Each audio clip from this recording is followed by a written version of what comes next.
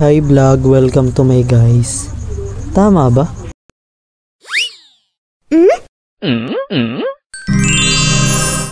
Mabuhay! Hi guys, kamusta na? It's been 3 years nung last akong nag-upload ng story animation. Ngayon na lang kasi ako sinipag dahil may tablet na ako!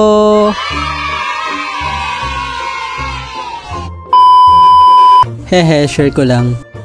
Dapat ay nung last year pa ulit ako bumalik sa pag-animation. Kasi ini-encourage din ako ng mga kaibigan ko. Nung nakita nila yung animation kong napakapangit. Kung gusto nyo palang panoodin ay sige lang, pero sobrang baba talaga ng quality ng mga gawa ko dyan. Ipapakita ko na lang para sa inyo yung mga difference sa mga gawa ko dati. Ito yung pinakauna kong karakter, parang pantusok yung buhok no. Sunod ay yung nagupitan na yung gilid at naging green na yung suot at may salamin na. Sumunod dito yung naka-jacket na black. Tsaka ito din yung ginamit ko dun sa music video ni Andrew E. Lastly, ito na yung bago. Ano masasabi nyo guys, nag-improve ba? At kaya may puti yan sa mukha. Ano yan guys, sa lompas. Kasi masakitan na yung ngipin ko ngayon.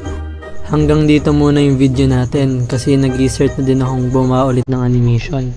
Baka birthday experience or Halloween special yung gawin ko.